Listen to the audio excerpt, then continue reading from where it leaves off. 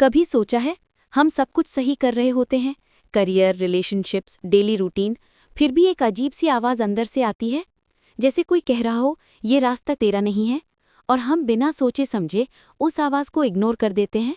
बिल्कुल। और इंटरेस्टिंग बात यह है कि वो आवाज़ जो हम अक्सर इग्नोर करते हैं वही असली कंपस होती है। मतलब हमारे डिसीजंस, हमारी डायरेक्शन, सब कुछ उसी पे डिपेंड करता है, पर हम उसे सुनते ही नहीं। लोग कहते हैं प्रैक्टिकल सोचो, इमोशन साइड में रखो, लेकिन रिसर्च भी यही बोलती है। सेल्फ अवेयरनेस यानी अपनी अंदर की आवाज़ को समझना इमोशनल हीलिंग का पहला स्टेप है।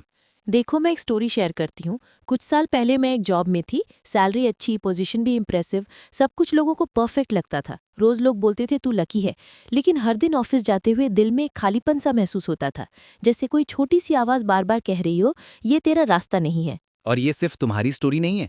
हार्वर्ड बिजनेस रिव्यू के एक आर्टिकल के हिसाब से अराउंड 70% प्रोफेशनल्स अपने काम से इमोशनली डिस्कनेक्टेड फील करते हैं।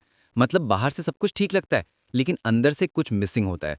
और जब तक वो आवाज़ को एक्नॉलेज नहीं करते, वो फीलिंग चली नहीं जाती। बिल्कुल, मैं भी हर दिन उस आवाज़ को दबा देती थी, लेकिन रात के साइलेंस में जब सब कुछ शांत होता था, वो आवाज़ फिर से आ जाती थी। एक दिन मैं ऑफिस जा रही थी, रास्ते में एक छोटा बच्चा मिला, डायरी में कुछ लिख रहा था। मैंने पूछा क्या लिख रहा है? उसने बोला मैं लिख रहा हूँ मैं बड़ा होके क्या बनना चाहता हूँ। वाह, कितनी सिंपल बात है लेकिन कितनी गहरी भी। बचपन में हम सबके सपने होते हैं, लेकिन जैसे जैसे बड़े होते हैं हम कॉम्प्रोमाइज़ करना सीख लेते हैं, और फिर वो अंदर की आवाज़ सिर्फ एक बैकग्राउंड नॉइज़ बन जाती है।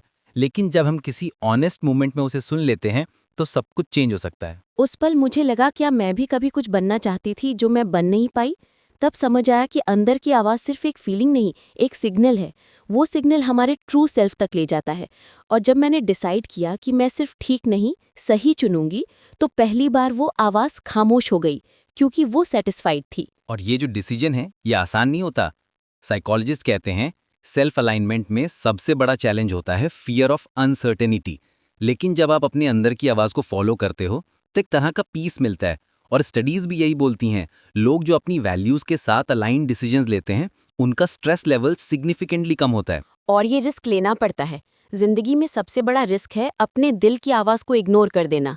वो आवाज़ कभी चिल्लाती नहीं, बस एक बार कहती है तू इससे ज़्यादा कर सकता है, तू इससे बेहतर डिजर्व करता है।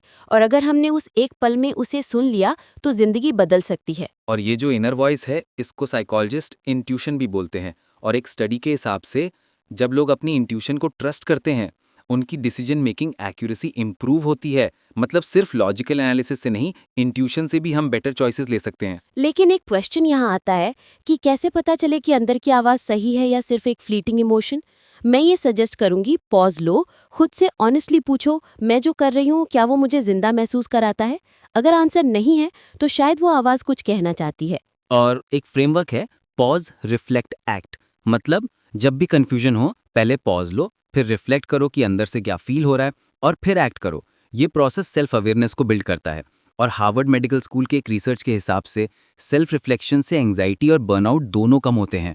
इमोशनल हीलिंग भी इसी से स्टार्ट होती है। जब हम अपनी फीलिंग्स को सप्रेस करते हैं वो बॉडी में स्ट्रेस बन के स्टोर हो जाती हैं, लेकिन जब हम उन्हें एक्नॉलेज करते हैं तो हीलिंग स्टार्ट होती है।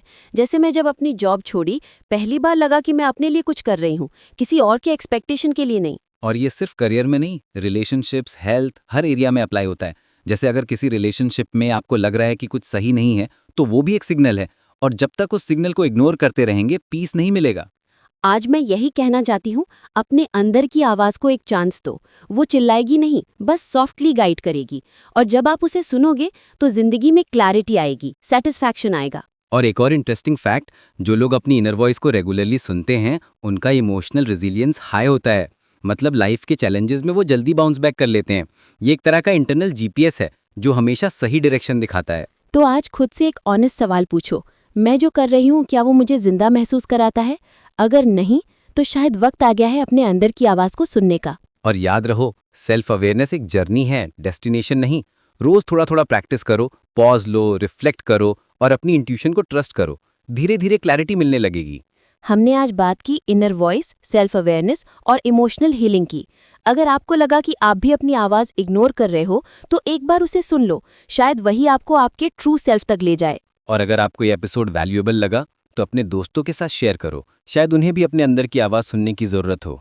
मैं थी आपके साथ और आप सुन रहे थी अंदर की आवाज़। अपना ख्याल रखो और अपनी आवाज़ को सुनना मत भूलना। अगले एपिसोड तक अपने दिल की आवाज को प्रायोरिटी दो। नमस्ते।